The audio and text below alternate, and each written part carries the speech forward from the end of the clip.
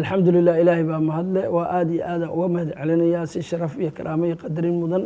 سيدا آدي يسود ويسين تلفزيون كا جوب جوج شغاليهسا مدحديسا يا ماملكيسا يا ورياشيسا كاميرمان نديسا لما وحا إذا الله يا رمضان كريم وأنا محسنتين runtii waxaa dhacay wax taariikhda aad iyo aad u galay oo ah sharaf Soomaaliyeed xildhibaanada Soomaaliyeedna si walba ay ku soo baxaan iyo maaragtay dhibaato walba ay u soo mareen waxa ay cadeeyeen inay yihiin xildhibaano sharaf iyo karaamo leh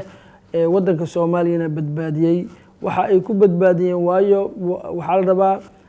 Soomaalidu meelaha ay ka dhimatay waxa way balanta baarlamaanka ku meel gaar buu ahaa inuu ku meel gaarkii ka baxo oo gudoon la doortay uu yeesho taasna xalay ay ka dhabayeen ayagoo mucaarad iyo muxaafid ah waana ugu hambalyeynaya waxaana ka rajeynayaa hadda wixii ka dambeeya mucaaradka iyo muxaafidkuba inay fiiriyaan danta guud ee ummadda Soomaaliyeed runtii waxaan dirayaa fariin aad iyo aad u wanaagsan doorashadii xalay ka dhacday baarlamaanka waxay ahayd midii ugu adkeed ee soo martay baarlamaanadii Soomaaliya xildhibaanadii xalay codeeyay ama ilaahayba u gartay inay noqdaan xildhibaanada dowladda federaalka waa xildhibaanadii ugu qiimaha badnaa wadankii oo xiran siyaasado iyo isjiid iyo dhigis ayadoo jirta ay waxay u bareereen inay yimaadaan teendada kuna doortaan gudoomiye baarlamaan marka waxaan leeyahay waxaa tiin geesiyaal sharaf iyo karaama naga mudantiin ixtiraam naga mudantiin insha Allah taala wuxuu yiri ma ku abaal gudaamise meel walba ka sheegaa caalamka iyo meel walbana waxa weeye darajadiina iyo sharaftiina dhamaantiin waa ay galaysaa doorashadii xalay ka dhacdana waxay la mid ah doorashadii ka dhacday deegaan doorashada gaalkacyo ay ku loolamayeen labadii gabdheed oo ahayd reer galmudug ubax taaliil iyo qaali shiro warsame oo runtii aan dhihi karno waxay ahayd mid gabadha kaliya ee doorasho sax ah gashay si wanaagsan oo sharaf leh oo karaamadeeda dadnimadeeda qiimaheeda ku soo baxday maantana Sheekh Amadoobe ninka la tartamayay waa nin aqoon-yahana waa nin reer qansax dheera waa nin sharaf badan waa nin dhalinyaro si aad khibradda iyo way aragnimada oo leeyahay Sheekh Amadoobe ayaa uu ku soo baxay wuuna ku mahadsan yahay asagoo dhalinyaro inuu u tartamo gudoonka baarlamaanka marka waxaan leeyahay la shaqeey iyo sida uu ugu hambaliyayba nin aad u qalbi furan waay waxaana loo baahan yahay ninka ragga waxa la yiraahdo war wiilkaagii waa laga guuleystaa waa laga garhay markaasuu laga garhay wiilkayga gartay ma qaad haawi horta qofka markii laga guuleysto hadaas salaantood u marxabayso waa qayb ragnimada kamid ah Cabdi Xashina ninkii la tartamay siyaasad kale tuu yeelay ninkan dhalinyarada oo la tartamay maarta oo reer qansax dheerahana si sharaf la ayuu yeelay oo hambaliyay waalidnimo saaxiibtinimo wax walba khudbad aad u qiimo badan waa uu maartay u mariyay marka aad iyo aad labadooda uga mahad celinaya waxaana aadmadooba faraya inuu kale waa nin waaya araga laakiin wax faris waa ka dhanyaa bini aadanka hadana kama dhama la yiraahdaa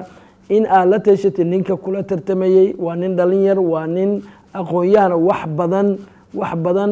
og ama ay ka buuxaan iyo baarlamaankaba si aad u noqoto way aragnimadaada horena ay ku kabto wadankana marxaladaha oo ku jira aad ka bixisaan qof iyo cod ay u tagto waayo qofka codkiisa dadnimadiisa aqoontiisa inuu meel ku tagal reer hebel waxba lagu noqon maayo marka sidaas aan leeyahay baarlamaanka guushaas ayaa Ilaahay idin siiyay arinta maanta ee baarlamaanka ay qabteen waa arin fiican waxaa noo muuqata baarlamaanka inuu ka sharaf badan yahay ama ka qiimo badan yahay baarlamaankii hore macnaha kuwa ku jira laakiin magacaan waxa la yiri malay dhan badan malay baa qurmiya macnaha nin xun baa ku jira inkastoo aniga hebel aan leeyahay laakiin waa la dareemaya madaxda xun waxay sameeysaa macnaha dadka sharafta ka disha marka gudoonkii hore oo jilacsanaa waxay Soomaalidu hadda waxa la yiraahdaa fuleexantiisa ma moogi waxa la yiraahdaa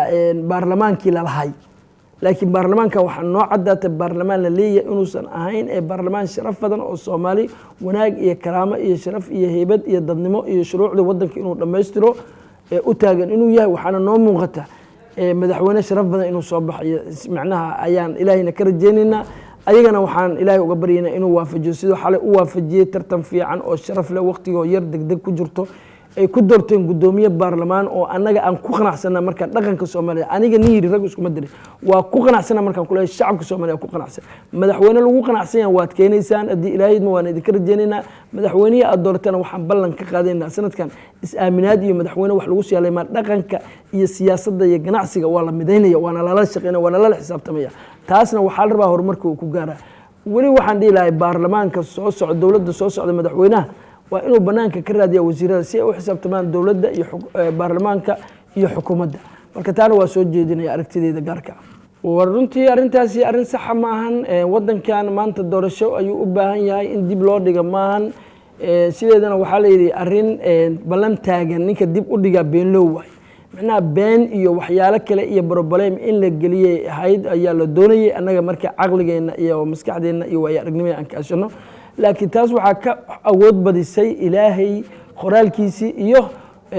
muxaafid iyo mucaaradba oo ilaahay helaysay taladii tii toosneed iyo shacabkood ducaynaya oo kaamirooyinka saas u fiirinayo maxaa yeelaya maxaa soo dhacay waayo hadday dib u dhici lahayd waxaaba dhici lahaa in laysfarsaaro oo boliiskii ayaa qalad galay oo xijaar ayaa xilkii laga qaaday oo macnihii ninku markuu yahay mas-uul waxaa ka reeban inuu qof damiinto taliyaha booliiska waxaa ka reeban taliyaha booliiska inuu la xiriiro ama u kaambadgareeyo ama la fariisto xildhibaano ayadoo doorasho lagu jiro taasoo xilkiisa ku waayey taliyihii hore booliiska maxamed sheekh markii uu ahaa xasan sheekh madaxweynahana sidaas ayuu ku waayey marka aniga waxaan leeyahay booliisku waa mahadsan yahay xijaarna shaqo fiican uu soo qabtay laakiin meel lama filanaya iyo marada uga dhacday marka waxaan leeyahay nin walba oo Soomaaliya taariikh ayaa qoraysa meeshan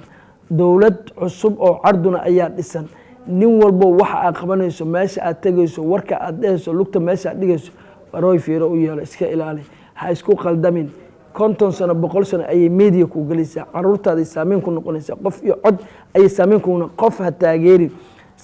qofa samata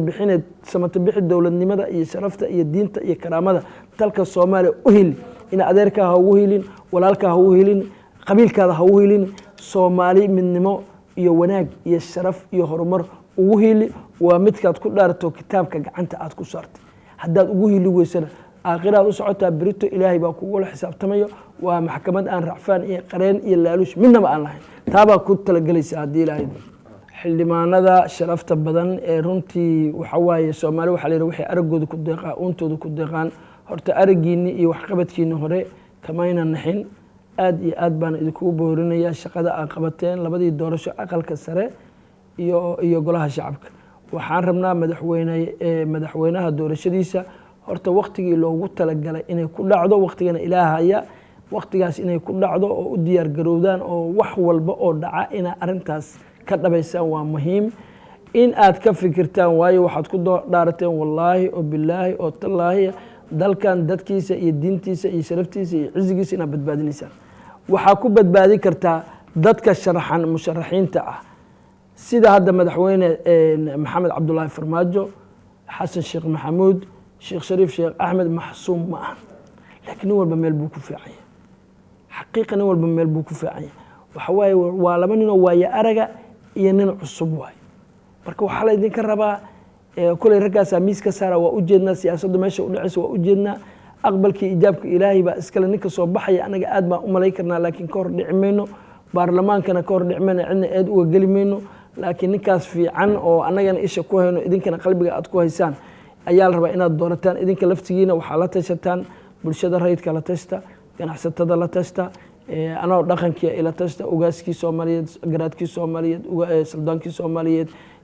la tashta dadka caqli baa ka buux caqliga midka ilaahay ku siiyey maahan waa midka bulshada ku jiro 50,000 oo qof oo Soomaali oo qabiilkaaga ayaa codkooda haysata ama 24,000 oo qof oo Soomaali codkooda haysata ha ku fududaanin lacag ha ku qaadanin corruption ha ku qaadanin laftaada ha u horseedin aakhiro inay jahannamo ku dhacdo ilaahay wuxuu yiri madaxweynta iyo kuwa ay duleystaan ilaahay wuxuu yiri jirida jahannamo dhiga waa kuma waa dadka salaadiinta nabadoonnada oo diinta islaamka wax ku xukumin waa ninka mas'uulka intuu ballan qaaday been sheegay ama dhuuntay ama laaluush qaatay adeeg ku qusaysa wallahi qabiilkaada ku difaacin ninka dowladda ku difaacin is ilaali ilaahay ka baq dadka la tasho anigu sidaas idin soo jeedinaya haddana aragiina iyo dhaqdhaqaaqiina ma xuma waxaan kaloo rabaa ragga wax doonaya ee madaxweynaha doonaya madaxweynaha inaad noqoto oo madaxweyne noqoto horta ilaahay baa qoray looxa mahfuudkay ku taala cid taqaana male xildhibaanna maaragtay ma oga dadweyne Soomaaliyeed ma oga adna ma ogid marka arinta ilaahay intaad tala saarataan si sharaf leh oo wanaaga oo karaamo leh ha loo tartamo qiila iyo qaala iyo cali asaas iyo faarax asaas la iska daayo adduunkii oo dhanana daawanaya hadda laba tallaabo oo wanaagsan aan qaadnay hal tallaabo madaxweynaha noo dhiman iyo tii dowladda lagu dhisi lahaa taana hala ilaaliyo waxaan mitaal usoo qaadanayaa ninkii la dhihi jiray allah u naxariistee madaxweynihii hore Soomaaliya aadan cabdulle cismaan aadan cadde ayaa rag saaxiibadiisa kambeydar intay u yimaadeen warniyo hal cod naga dhim halkaas codna waa taqaan oo hebel waay waxaan rabnaa inaan lacag siino lacagta aan siinayna ma rabna midaada annaga ayaa bixinayna marka waxaan rabnaa inaan noo ogolaato maxay cadeynayaan ayagu ninkaas kambeyn oo wax la rabo haddana wuxuusan ogeyn inay u qabtaan ay diidayaan oo ay ku dambaabaan laba nin dhexdooda ninba inkaar ka qaada waa labada nin oo xataa tartamayso xaq inaad ugu heliso ma xaq darro saaxiibka inaad ugu heliso ma marka inay xaq darro ugu heliyaan ay diidayaan waa la tashan diiniya wuxuu yiri marka asagana si wanaagsan uga jawaab wuxuu yiri hal cod oo lacag ku yimaada oo lacag siisaan maadaama lacagta idinka aad leedihiin oo aniga jacayl aniga aad ii qabtaan aad cadda lacagtaas inaad u shubtaan rabaan hal cod oo lacag ku yimaada inaan Soomaaliya ku xukumo ma doonayo Soomaali codkaas ninkaas hadduu aniga ii garto inaan Soomaaliya xukumana ii doortana xaq buu u leeyahay inaan Soomaaliya xukumin oo ii dooranina xaq buu u leeyahay waxa uu doortana waa walaalkii sidaasaan aadan cadda codkii looga helay waana madaxweynihii ugu horeeyay oo Afrikaan oo si sharaf leh ku wareejiya madaxtinimada maartay Soomaaliya oo Afrikaan ama Soomaaliya oo Soomaaliduna ay ku faanto maartay Afrika marka madaxweyne farmaajo insha Allah taala waxaan ka rajaynaynaa si sharaf leh oo wanaag badan oo karaamo leh oo qadarin leh oo sidaas Xasan Sheekh Maxamed markuu loo dhibo asagoo qoslay oo xaruntiisa ku wareejina madaxweynaha cusub inaanu aragno haddii asaga Ilaahay u qorana haddii si sharaf leh cala masaar oo wanaagsan lagu soo celinaya marka taasna Ilaahay baa ogo anigana ma ogi idinkana ma ogidin xildhibaanaduna ma ogi marka yaan la hordhicin madaxweyne Soomaaliya samata bixi kara ayaa idinka doonayna hadaatiin golaha shacabka dardaarankeyga waa saas nin weyni waxa uu cunaa waa jeenan waxa uu sheegaana waa dardaaran runtiina dhibaato fara badan aan soo marnay hadda abeena badan inaan hooyo weyno wadankii qatar badan galo intaas Ilaahay waa nagu soo guulay Ilaahay baan uga mahadnaqnaa maanta baarlamaanka dhisa wadankan samata bixiya anaga lafteena culayska faraha badnaa walwalkii waa naga degay soo waqtigaas oo lagu qabto doorashadii ayaa faraya warkeyga marka intaas aan ku soo gabagabeynaya wixii aan asiibay oo wanaaga oo aan sheegay Ilaahay baan uga xamdinaqaya alxamdulillah rabbil caalamiin ma hadas Ilaahay baa iskale wixii qaldana bini aadana oo hayo nafiye sheedaan baa iskale Ilaahay baan uga toobad keenay Ilaahayna iga cafiyay cid walba warkaas dhibsatay marka wassalaamu calaykum waraxmatullaahi wabarakaatuh